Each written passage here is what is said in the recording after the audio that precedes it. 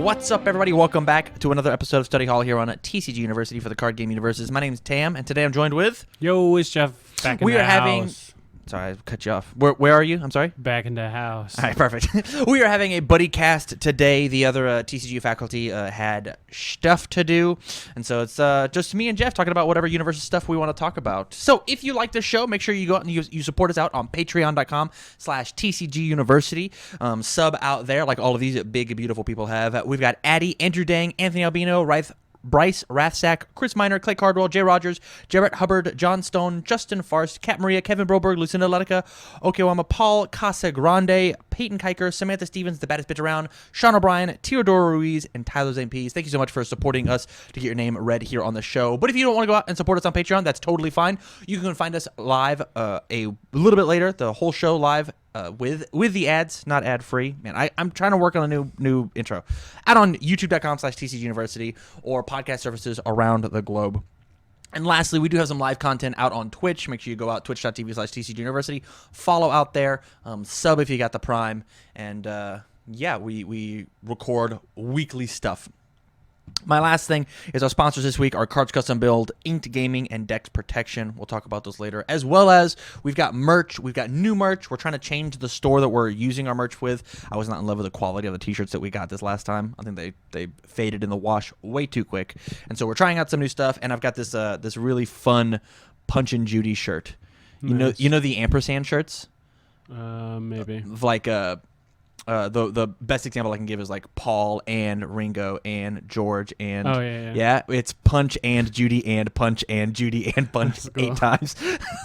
Yeah. That's a really cool shirt. Yeah. So that's gonna be coming here very, very soon. We'll let you guys know as soon as that's up. Anywho, yeah. Jeff, how's your week in Universes been? Pretty dang good. Yeah. Played in the campus championship, and I played this awesome Jeffrey deck. Okay. No, I lied. No, it was cool. I still feel like Earth is its worst symbol, which is the symbol I was playing under. Okay. Why do you but- think it's its worth symbol? You think? Hold on. It has order. You think order is better than Earth? Yeah. For what Jeffrey wants to do, Okay, that's fair. right? Because you can play all the Amy support, and Amy is nuts with what he's trying to do. Yeah. Amy's Yeah. not good. Amy's cards are good. Yes. Yeah, for sure. Yes. I feel that. And then like water, you get to play Siryu. So Yeah. So. That's exact. That's right up So. the alley. so there's Earth. Yeah, I can agree with that. I think all three of those symbols. It's really interesting because I'm feeling like everybody's got this identity, but at the same time, I really feel like it's the engines that are like leading the deck, right? Oh yeah. Because like some slight spoilers on your Earth deck, you were playing Power Flip as like one of the main combos inside of your deck, Yes. right? In fact, there was every single Cassie attack, and then Golden Arrow. That's all the attacks I was playing. Okay. Yeah. And you guys can check out the full deck list if you're watching on Patreon. There's already a link out for all of those deck lists, and the matches will be live. By the time this is up, you'll have already seen the Jeffrey deck. Yeah, I think. Yeah, for sure. This goes up on Wednesday. I think that match goes up on Wednesday. So it should be today, in 4 hours. What a man. Nice. Content creation's weird. Living in the future is where we're at right now. Anywho, yeah, I think that like almost every symbol, all 12 symbols in the game have this like identity that you can have, and inside of that identity there are these little packages and engines. I've talked about this before on the podcast. Like the Bakugo deck that I'm running this upcoming week is a Hellfire Impalement deck, but you could easily play literally any other. You could play an entirely different fire engine and be totally fine, and it do relatively the same thing. Yep. And so like I think it's just interesting that under Earth we're not playing the under Earth. You've got like foundation card pool the deck as opposed to flip package deck. Yes. Right. Yep. Yeah. I think that's neat stuff. Anything else? Nope. I don't think so. I've been working more on the Avatar fan set that I'm making. It's really convenient timing because of all this Avatar resurgence. Thank you, Netflix. Yes. It makes me a little bummed that like I'm not further along in the process, but like I'm really want to take my time and like not rush what's going on and really think about the stuff. And the lesson that making this fan set has taught me is that attacks are really fucking hard to make. Yeah. Attacks are so hard. I've got all of the characters done, and there's like some I'm at like version 0.9 on all of the characters. I'm like, some of them are 1.0s, and then some of them are like 0.9s, where I feel like there's just like one more tweak. Like I want to fix Ty Lee, and I think I know how to fix her, but there's like a bunch of little itty bitty things that I need to handle.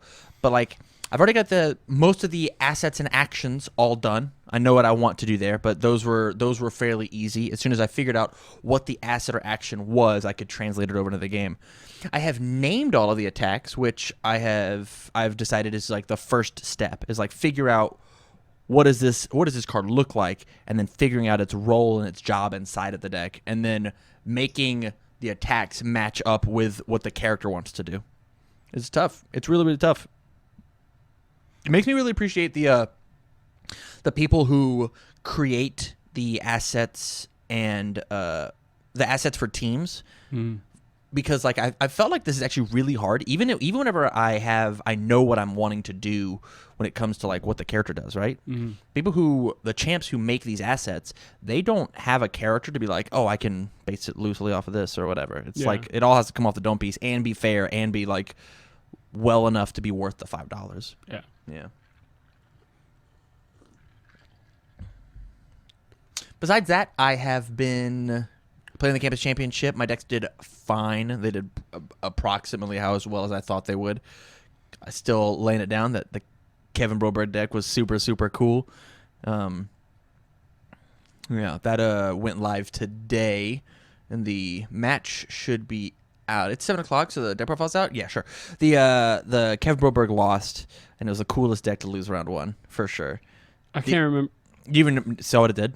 I can't remember. It was a Pulse Flare deck. It would have been better as the whole deck under good, but I was locked to the evil symbol, and I saw Pulse Flare, and what Pulse Flare says is it has a static that says I can use face down cards in my staging area as an additional cost to pay for the keyword abilities on the card. Oh, nice. And it has EX and Powerful. Yeah. And so the goal was I just like build out and have a ton of face downs and then just Spirit Bomb you. I play the Shadow Slicers to empty out your hand and put lethal that way, and then play one or two and then just blow you up.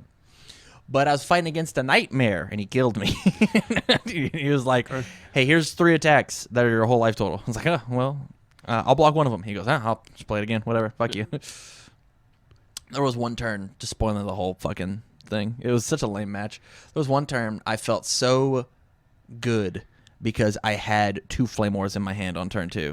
I opened up double Flame Aura, and he goes Vicious Madness into Dark Reconquista, which has a static that says you can't partial block this attack. And so me sitting with the only 2 cards in my hand is 2 high blocks. He's like, hey, here's a mid you can't partial, a mid you can't partial, and a mid you can't partial. And I'm just like, actually, fuck off.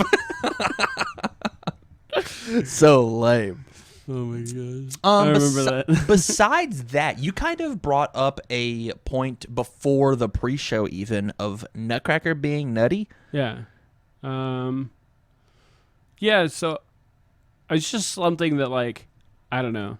It's probably a bit obvious to a lot of people, but, like, I was talking to Tim and was like, I feel like Nutcracker may have carried me in the matches. I got lucky enough. There was one female character. I got lucky enough not to play her. Yeah, fair enough. And so I just was mentioning to Tam, I was like, you know, you need to be able to, like, it's hard, but, like, you need to be able to do similar I don't know if there's anything else like Nutcracker. I know, but there are a lot of attacks that have similar, like, do similar things. So here's like where I want to take and head this direction, right? I feel like whenever there's this old, probably very related to my town. I want to talk about power cards. 950, sure. There's this old Southern verbiage that my mother taught me. It's called "turn the cat around," right? And I'll give you like the briefest explanation because this is not the Southern lore podcast. Southern Turner phrases of where there was this pastor who came into a church and was doing things super different, and the old guard was like, "Hey, that's not how we do it around here. It's kind of like when you brush a cat backwards. You're kind of ruffling up the fur. We're not digging it." And the pastor looks at her and goes, "Well, turn your cat around. This is how we're doing it now." Yeah. So a lot of times whenever we have these like really, really strong cards in the game, we get our fur ruffled and we get our cat in a bunch. Mm-hmm. And I want to take and turn the idea around of these cards, these deck carrying cards exist so that your lower tiered characters have a fighting chance, right? You found more success with Jeffrey than previous. True. Because like Jeffrey made a very solid run this past week, and you said that Nutcracker was the main thing to do with it. Well, I actually don't think that's true. I think it was what Jeffrey did, and then Nutcracker was able to capitalize on it. Yeah. We can say the same thing about Missile Launcher and Meteor Strike and Downward Spiral and like all of these other cards that like take, and when you turn the cat around and you look at, this card is absolutely fantastic. It's borderline broken. But inside of these lesser characters, it does give them a bit of a fighting chance. Sure. Yeah. Yeah. I guess, that's definitely a good way to put it.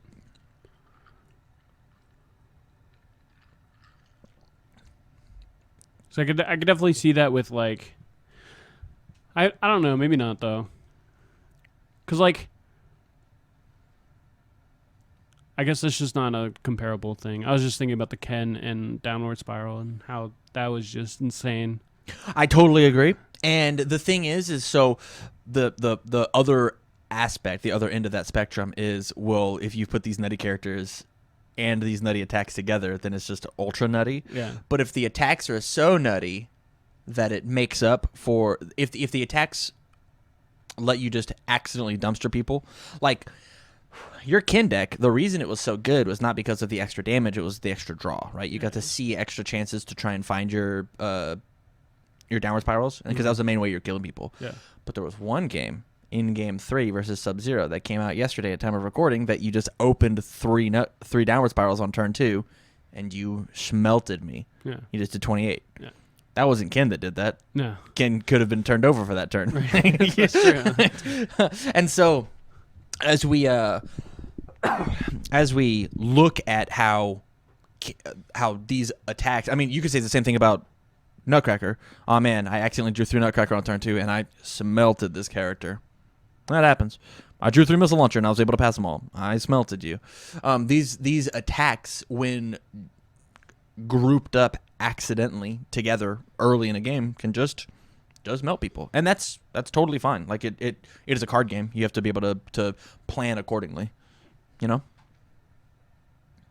So what does this mean for like a deck builder? So this is what I was trying to get to, is like,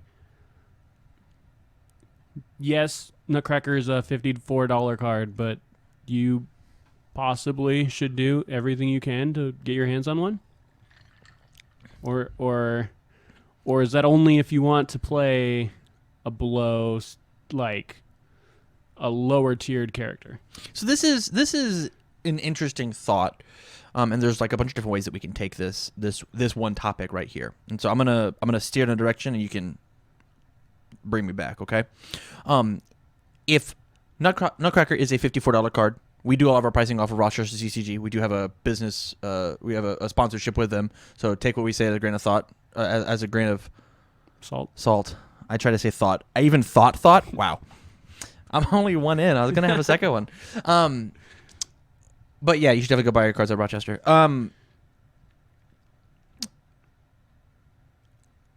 If you take, and I wouldn't suggest buying a Nutcracker right now. I just wouldn't. Mm-hmm. It is going to rotate in 3 sets. We'll pretend we're living in a world where we're not on lockdown for events. That should mean in like 6 months, 9 months, that card is going to be gone, unless you're planning on instantly playing with it right now. It's not one of the cards that you should buy and sit on the shelf. Look into the future. Look at the Downward Spirals. Look at the Meteors. Look at the, I would have said Shield Big Bangs. Look at these fresh cards coming out and focus there. But I think no matter what, it really all depends on like what are you wanting to do in the game, right? Sure. There's a somebody on the Facebook group that pulled a shotgun, just one. It was like, should I sell this? And I was like, what are you trying to play? That should be the first question that you ask. Yeah. Is what am I trying to play? Because if you're just sitting on this pool of like really good, really expensive cards and you're planning on using them, let's do it. We should definitely just hold on to them. Otherwise, I mean, you can get rid of them. You can do whatever. But I think you should be trying to play these really good cards, unless your deck is so tailored to not. Like, there's no reason not to. Like, there's just no reason not to. Right. As a deck builder, you should try and find a spot for these crazy cards. Yeah. I mean, they were printed. Yeah. Whether your deck's good or not. Know what I mean? Yeah, I mean, it's just less work you have to do as a human brain. These cards they just do so much work by themselves that there's less work you have to do. And the thing is like these cards have a job, and we're primarily talking about like really good attack cards. And if you look at the 4 categories of card types, right, or card jobs: aggro, defense, flow, disruption. 9 out of the 10 cards that we're talking about right now are aggro cards. Yeah. That means that we're allowed to focus our brain power on the other 3 aspects of the game. If I'm just able to like throw herp derp attacks and like focus on making sure my deck runs correctly and making sure my opponent's deck doesn't and making sure my vitality stays up, double tossing down downward spirals seems okay. Yeah. It's like, man, I played reduction in 4 attacks. Well, how'd you get there? Well, I knew that the reduction was going to work because like I know a sculpting for it. I found it, killed you. Like there's like a bit of relief that you don't have to like really try for your aggro plays just because of how downward spiral works. Like when we look at the campus championship we just played, I played Dejanet, right? Mm-hmm. And I wasn't allowed to play downward spiral. Yeah. Because other decks were. Yeah. And so because those other decks were playing downward spiral, I had to work my ass off to get kills. Yeah. Like I had to work really, really hard. Yeah. Just because I didn't just get to play downward spiral for free. Yep. Just murder people. Yeah. You're welcome. But at the same time, I'm not positive that these attacks are like unbeatable, right? No, yeah, for sure. I think what these attacks do is they punish people who are not paying attention to what exists inside of the meta. Yeah. Yeah. Yeah. At the same time, though, I will say that we've name dropped this card like 18 times. With Downward Spiral inside of the Sub-Zero deck that I played yesterday at time of record, or yesterday went live at time of recording. I had 4 anti-discard cards in my deck. I had double Emergency Rations and double Pure Heart in that deck. Oh, nasty. Right. Yeah. Yeah. Hey, I still got demolished on turn 3 twice. So like the like at the same time, insane. you can plan and prepare for as much as you want, but I just didn't draw those cards, and so I lost the match. Yeah. How it is. Spiral's just nutty. Spiral is way better than I initially thought. Yeah. It's so this is like this is really exciting because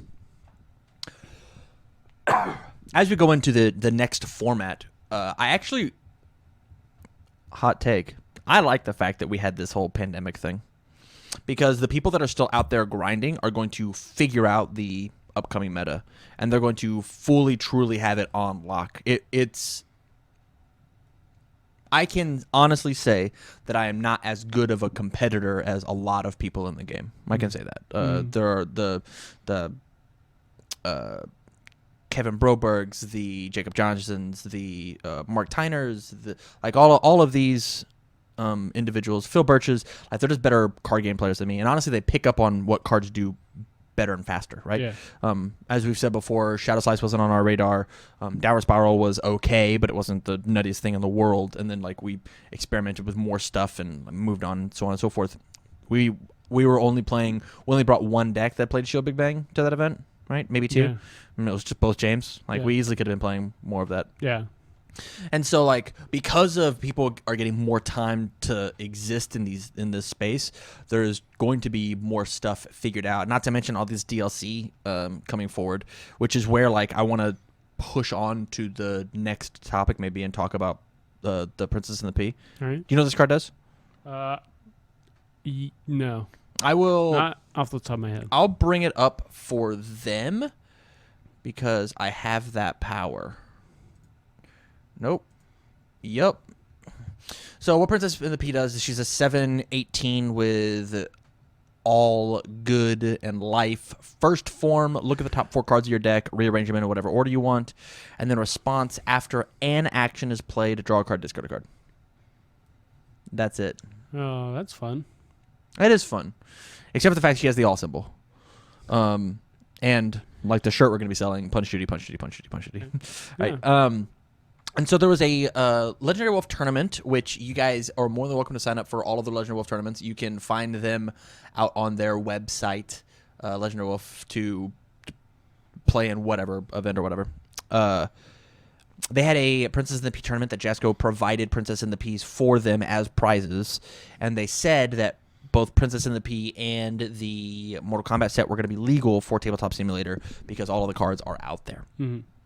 And so what this means is that inside of the top 8, I believe there were 3 Princess and the Pea decks, some of which were running only 12 attacks. So my question is this character too good? What are your initial thoughts on Princess and the Pea having done so well at her debut tournament with, I believe, 22 participants? So my original, like, the first time I read it, I already liked it. I'm opposed to Tam. I'm a big fan of the all symbol. I just love drawing cards, even though you almost never get to use them all. But and then, like, seeing this, yeah, I don't know. Do you like these, like, alternate deck styles? What do you mean? So, for example, the, like, what was it, like 8 attack? The one with Byaku's ultra rare. The Tiger Scream Kung Jin? Yes. Um, Or this, like, 12, like, these, like, awkward number of things. I mean, I guess it's fine, right? I don't know. I was trying to make up my own mind. I guess for Princess of the Pea, it makes a little more sense, right? Because you want to play actions. yeah. But he said 12 attacks. Well, they were also playing 24 actions. Right. So, like, I get it. That's what you want to be doing. But, like, how do you feel about that? I am fine with interesting builds. There was one of the first decks that I did very well with competitively was Assets Athena that played like 16 attacks, 16 assets, 16 actions, 16 foundations.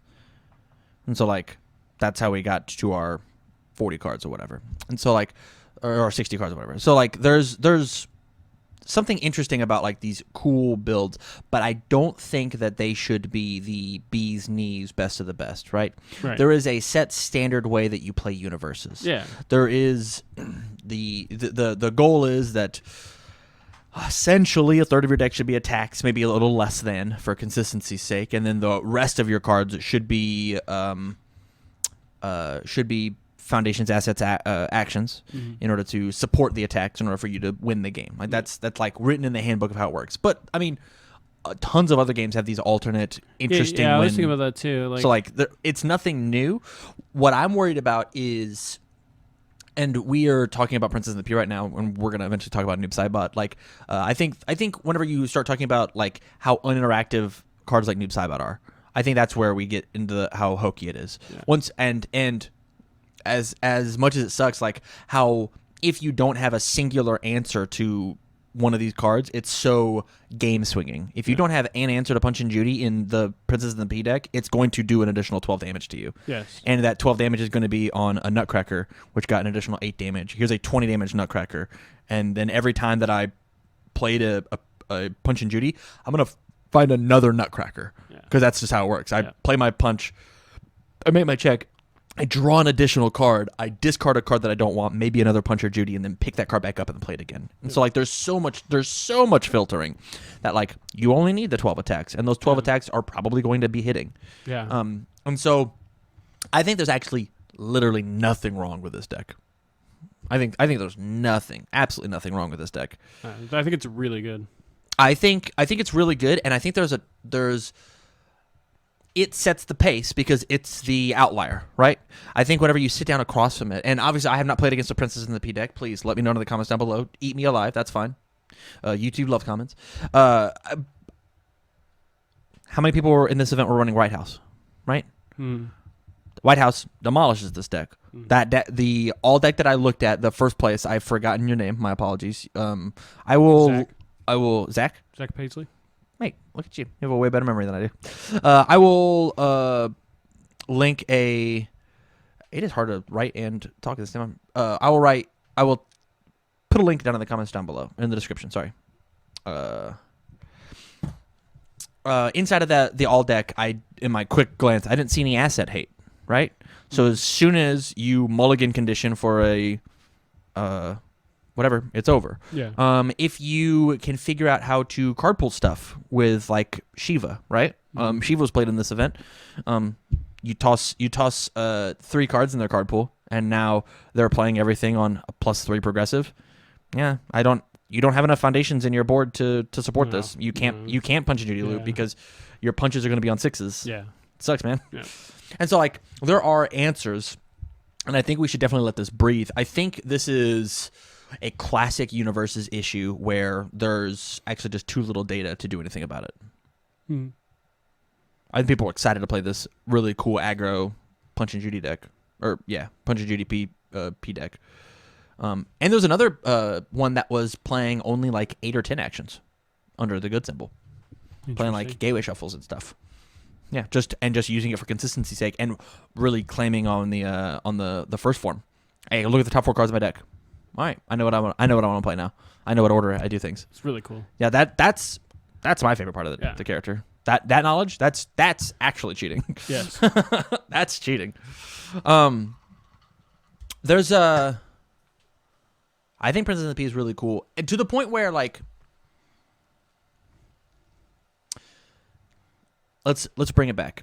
I actually think that something along the lines of the deck that won Worlds, Mark Tyner's Cassandra deck playing Shieldwing Bang, I think that could be something that's acceptable inside of the game if it wasn't played on a 5, it was played on a 7, right? If it actually like if the attack itself had something of a real cost, but playing a 4 attack deck I also think is totally fine. Playing a hyper defensive, this is totally fine as long as the kill condition is accurately scaled to where it should exist and when that should pop off. Yeah. The problem was Marcus popping off on turn 3 sometimes and accidentally doing 24 damage and killing a 7-hander. That's the issue with that card. But like I think that deck should totally exist. I totally think that deck should exist. Yeah, I actually don't really have a problem with these like interesting deck concepts. It's kind of like halting. Like you're so used to the normal way of playing that For like sure. you look at it and you're like, oh, that's ridiculous. For Like, sure. Yeah. It's really, I mean, it's tough to like sitting here and complaining about something like that. And I know we do our fair share of complaining about things like Tagore Brothers on this channel, but like sitting here and complaining about stuff on the surface is a very flat earth mentality, right? Yeah. Without trying to go out and disprove why it's so insane. Like there was one stream that we decided to do a long time ago, and I don't know if you were playing yet or not. It was Sub-Zero versus the World. The Soul Calibur set had just been announced, and the it's not Dedicated Teacher. It is the Flip one card, ready a card. Man, I'm losing it. Why am I losing it so bad? It's from Zhang Hua's support. It gives your whatever your printed 3 damage attack, speed or damage. I know what you're talking Right, about. Now, I can't remember the name of it. I'm losing it. Somebody in the comments is gonna yell at me, I know. But anywho, there was a loop with Sub-Zero. I don't get to look at that symbol. There was a loop with Sub-Zero that said that you got to give something infinite speed and infinite damage. Because of one of his cards. And we went and Maternal Swordsmanship is the name of that card. Mm-hmm. Thank God. We went and we tested that shot. There you go. We tested it, and we played against every deck that was in the house I'm currently built. So like 6 or 7 decks, and I think it lost one match because I just didn't see a 3-piece combo.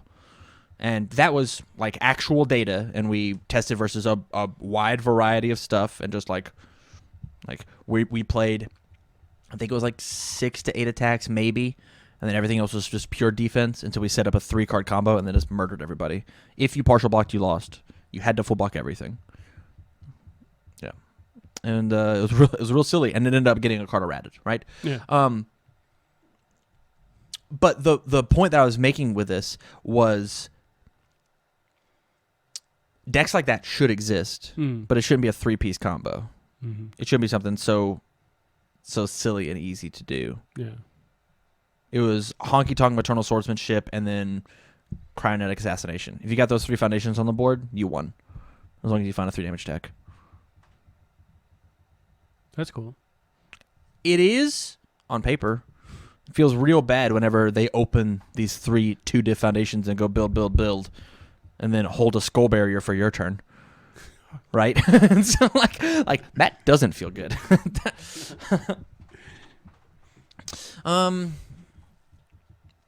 you feel about Noob Saibot?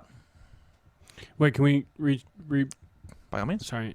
Did Jasco announce any other ways that they're handing out Princess of the P yet? Not to my knowledge. Let me know down in the comments down below if there are any other Princess in the P plans. What if they don't release it? I mean, they have to, right? They have to have an alternative way to release it, right? I believe currently they're promos. Just the promos existing, right? Right. But currently, like right now in Cardboard, I don't believe that there, besides the Legendary Wolf tournaments, I don't believe there is. I think they're just collabing with Legendary Wolf. That feels bad, man. Why? Because you want to be able to play that character if you're not gonna be able to get your hand on one. Well, there will be promos as soon as the world opens back up. They're going to be available. Oh, okay. Yeah. Right. Yeah. There are promos throughout the rest of the year, Okay. right? I get you now. Yeah. Okay.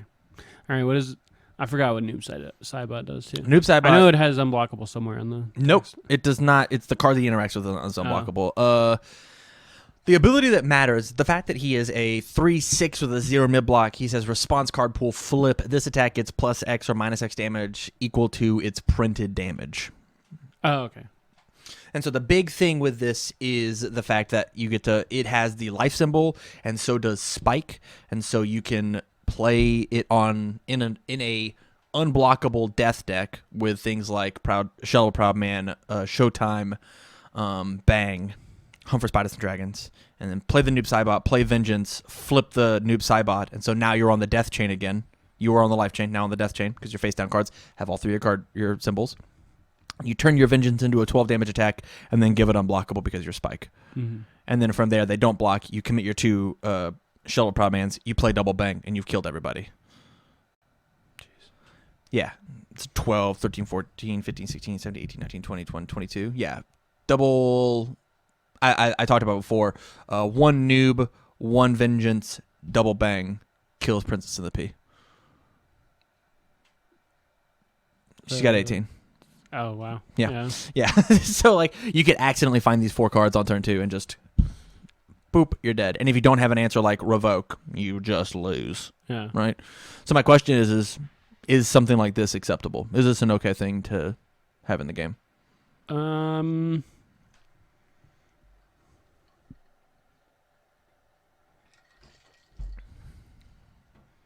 Man, I suppose. I mean, like, there's not like,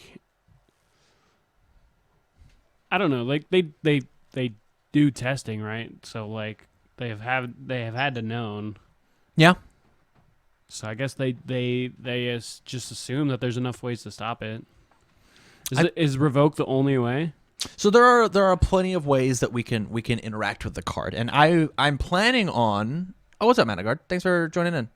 Maybe I should have checked the chat whenever you dropped maternal swordsmanship in it. Damn it, what an idiot. With how the deck works right now, there's ways that you can stop it. You can either stop the enhance on the unblockable, which is good, but then you do have a 12 damage, soon to be 8 damage, +2 speed, 6 mid for 18 attack, and then they get to play more cards, right? There are ways that you can stop and interact with this. Or you can stop the response on noob, right? Overly dramatic stops him. A good one that I found is just Dejanet. I'll respond to the noob sidebot. I'll respond to discard momentum. Discard that attack from your card pool. Do you want to pay a vitality and pick it back up? If I were to go to an event right now, here's the secret sauce, guys. I would play the Void Kin 2-dot list, and I would side one Dejanet 1-dot to fight noob sidebot spike. We are already mainboarding the spell circle, so I just straight out my character. Yeah. Maybe stack 1 or 2 more characters, maybe. But even if not, and then just like, oh, accidentally downward spiral people, hey. And then just there's my hard counter to the noob decks. Yeah. Is you have to be willing to play double noob into your card pool and flip them both.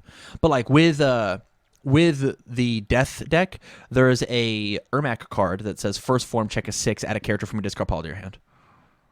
So you just pick it up every turn and then play it in your card pool, then play it back. Yeah. So like my thing is I think this is really neat, and there's been suggestions, and we'll talk about it just a little bit later on how we can fix it. But like, there's some really cool stuff that you can do with the Akuma attack, Raging Demon, under the Void Chain. People are playing as Dejanet, that you take and you put a noob sidebot in your card pool, and then play the Wrath of the Raging Demon, which is a 12 damage attack, printed base. Then you flip your noob, and you make it 24 damage, and then you discard 2 momentum under as an evil character, and you say it's unblockable. He's 24 unblockable. Boop. What happens when you toss 2 noobs in your card pool Oh, and then play it, right? It's like, hey man, boop, there you go. There you go. I think this is not okay, but only because the word unblockable exists. We already have Allurophobia inside of the game, and it is fine. Allurophobia is fine, and it's even better than the noob sidebot deal. It is totally fine. I think the big thing about the noob sidebot combos is how it interacts with unblockable. Yeah. The fact that unblockable is so hard to interact with. Yeah. That's the main defense piece that you have, right? And any non-defense piece that you have that could interact with that has a counter inside of the symbols that has this, right? Like under death, one of the best tools to fight the noob sidebot decks is Deliverance. My unblocked attack, I'll make it deal 4 damage instead of the 12 whatever it's trying to do, right? Well, they have a card called Fueling Up that says response flip, cancel your damage, and burn your 2 additional ones. That just can sit on the staging area and do nothing, and just your deliverances are useless. Sorry, man, it sucks. And so like there are answers to the answers that we have, and that's our issue. It's just like playing around that. But at the same time, it didn't win this Princess and the Pea tournament. It's true. It didn't. I mean, it's kind of ridiculous that it's a 3 difficulty character too. Yeah. Well, the point is like to be played inside a noob, right? Right. And the suggested fix that people have is noob response, and then you fix the That whole makes card. sense. It's Yeah. no longer being abused. There were it has the life symbol, and so people were playing it in Kotal Khan. Yeah. I'll place this into my card pool as a 3-diff action. I will play this whatever damage attack. I'll flip and I'll double it and make it a throw. Yep. Yeah. Yeah. Neat. Wowzers. That's incredibly powerful. One answer that I saw, because we're talking about it, is I think this might be the resurgence of Goro. Yeah. It's really hard to do 40. Yeah. It's hard to do 40 in that deck. Yeah. There are natural the deck normally plays like other spike stuff like swimming birds and so on and so forth. So like it can do it obviously, but like just going in on the here's a 12 damage or 12 attack meme deck. Yeah. Really hard under spike, as well as Shokin Prince is really good to let's stack up the difficulty on these cards. Oh yeah, for sure. Yeah. Yeah. It's like not only you have to go through the 40 damage, you also have to go through the Shokin Princes. So like with Foundation Destruction being a little less viable, maybe it's time for the four-handers to come back. Yeah. I could definitely see that. And that's where like I really, really enjoy this game. Like when I look at other card games, I don't see cards falling in and out of popularity. Mm-hmm.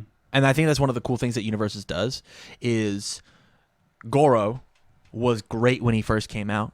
Very, very solid character, topping all over the place. And then Spirit Gun got released, and then Goro fell the fuck off. He's not a character anymore. You can't play him. He's unplayable. Spirit Gun Foundation Destruction came out. He got more tools out of the Inferno kit, and he comes right back. Same thing with like Scorpion, right? Scorpion was good. He was fine, and then there's stuff that came out that like people wanted to play other things. Apparently, he was not good enough, and then this new Desperation stuff came out, and it brought the character back. That doesn't really happen with old games. Like I can't remember the last time in Yu-Gi-Oh a deck came back. They have to push really hard for it. Like really, really, and Konami does all of that Yes, work, yes. as opposed to like, hey, here's just some one or two cards, and just like this happens to work out. I think that's really, really cool inside of our card game. Yeah. I think it's a really neat aspect. From here, I think we're gonna go ahead and take an ad break. I think this is a good time for it. Cards Custom Builds. Are you into cosplay? Looking to get into cosplay? Do you want to show up to events dressed as your favorite character? Well, then Cards Custom Build can help. Cards Custom Build creates everything from cosplay accessories like props, trinkets, or weaponry, all the way up to full-blown costumes. Do you want to make a perfectly flowing cloth, or maybe want rigid battle armor? Cards Custom Build has you covered. The work is guaranteed to make you the talk of the con. So go over to Cards Custom Build on either Facebook or on their Etsy account. Links will be in the description down below. And make sure you mention TCG University to get 5% off your entire order. We're also sponsored by InkedGaming.com. Are you looking to get a custom playmat? Well, then we suggest you check out InkedGaming.com. They have custom playmats, dice bags, mouse pads, and so much more. They even recently added a stitch option to their playmat and mouse pads as well. Stop those frayed edges from happening. Inked Gaming lets you play your game with your style. And if you want to get 10% off of your entire order, use the code TCG University, all caps, no spaces at checkout, and help support us by customizing your game to your style. And lastly, the show is brought to you by Dex Protection. Dex Protection is on a never-ending pursuit to create the highest quality storage and protection accessories. Their design and innovation comes from die-hard gamers and collectors just like you. They're constantly taking in feedback from their customers, and they have no plans to stop their innovations or their drive to refine the products until they're recognized as a leader in their industry. They make terrific products, all with the avid gamer and collector in mind. So go ahead and check them out. The link will be in the description down below. All right, topic 3. This I don't think that there's a ton here, but it might like spur on some conversation. What are your hopes for My Hero? What are your hopes? Read in the future. Best case scenario. Best case scenario. Yeah. What are your hopes for? Obviously, like the best case scenario, people wise, would be like every single person in the entire world plays the game, and our regionals are huge, and we're the best card game ever. Blah blah blah. I mean, inside of the set, what are you hoping My Hero does? All right, for me personally, I've always been a fan of how do I word this?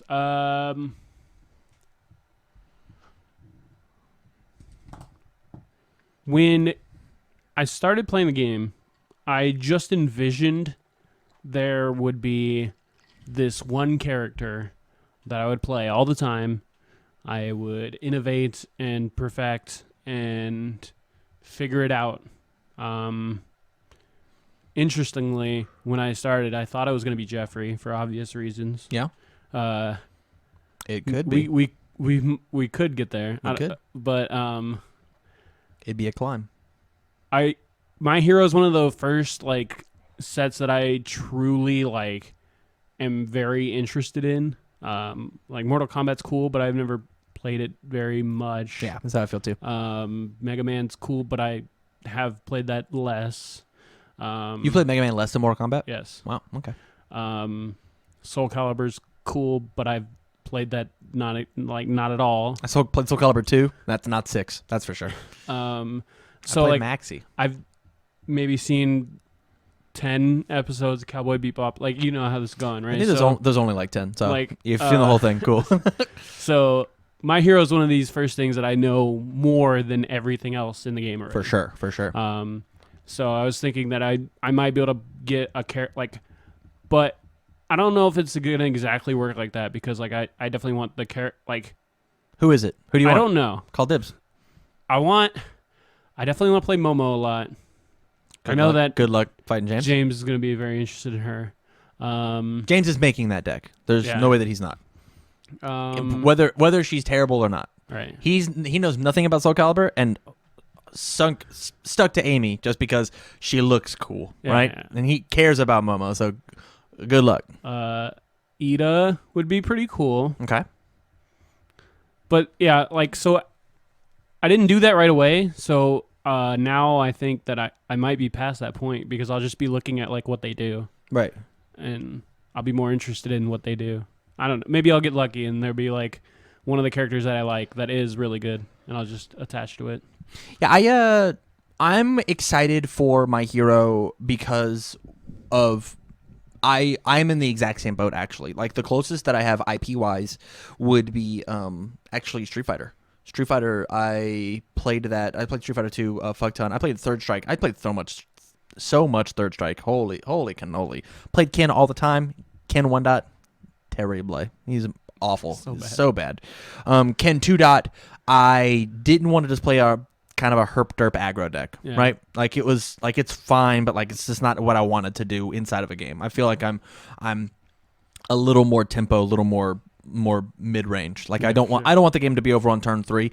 If it's accidentally over on turn 3, we can laugh about it. Haha, that was funny. That wasn't supposed to happen, and then we can move on to the next one and play a real game, right? I want to have a back and forth interaction, which is why it's like I'm thinking about writing a whole article on just like the reason enhancers are so fucking good. Mm-hmm.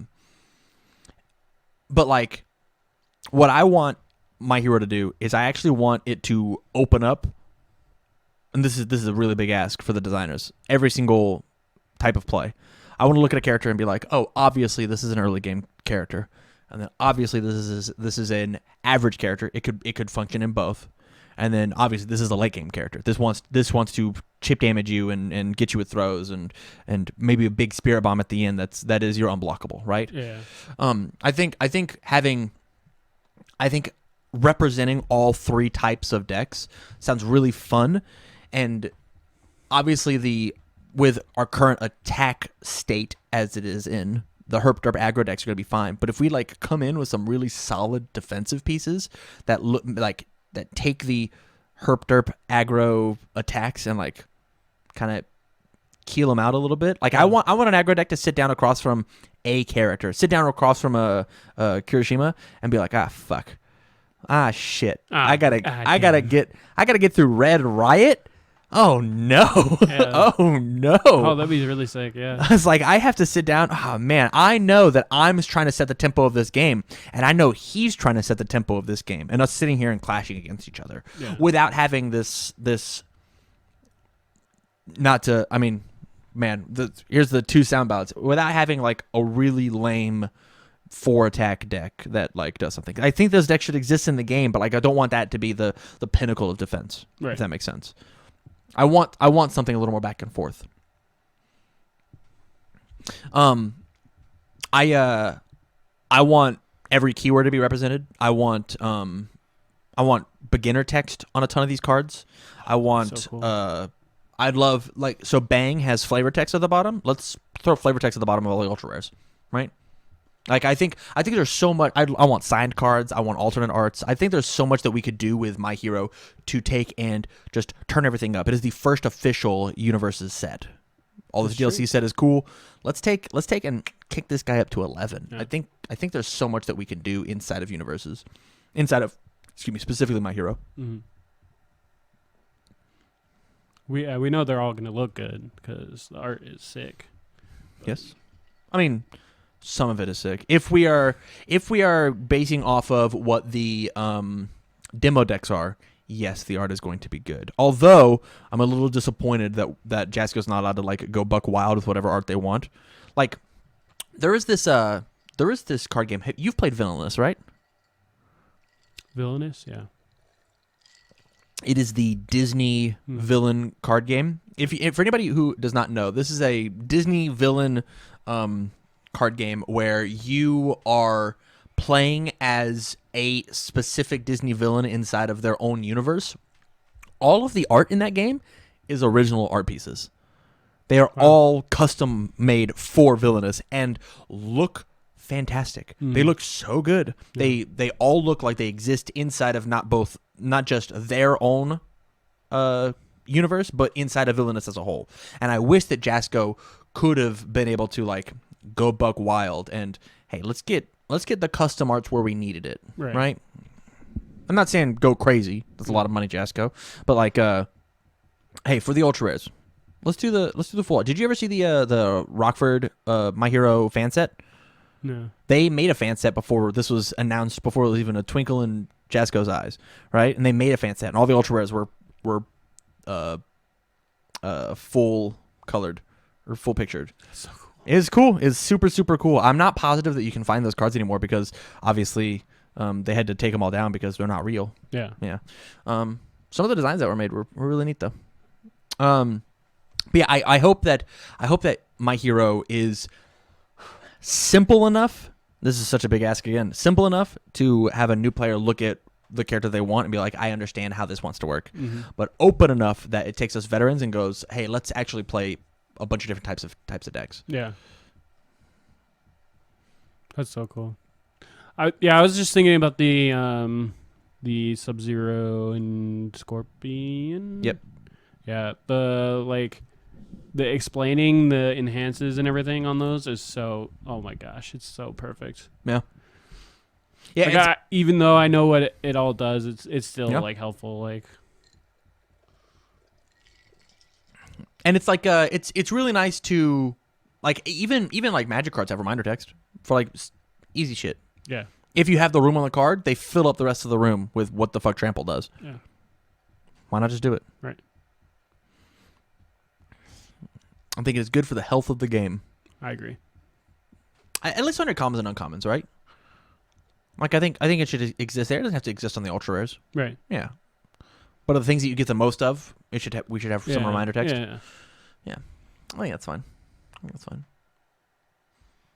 Anything else My Heroes should do? Get here. I don't know. Yeah, that's a good one. I like that one.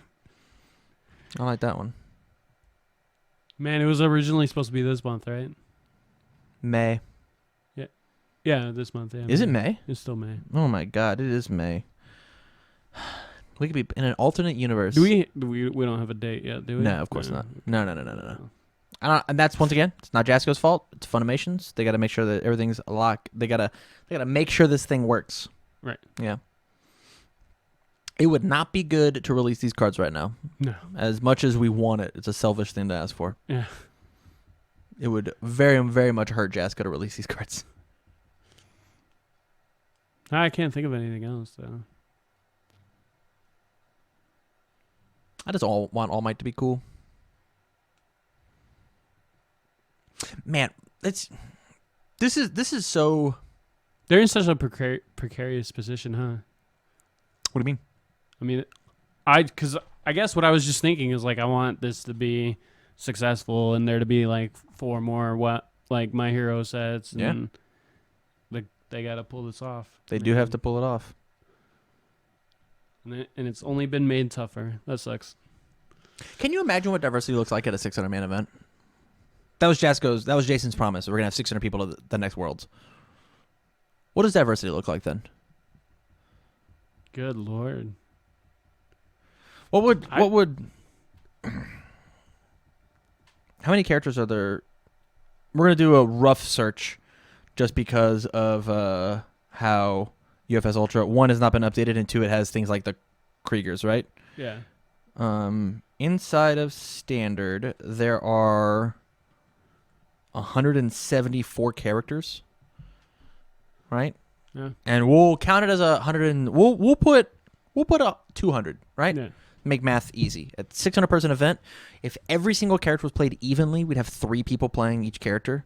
And if everybody did absolutely the best, we could have like, I don't know how many rounds we have, what that cuts down to, but we could have like an equal number of diversity happening.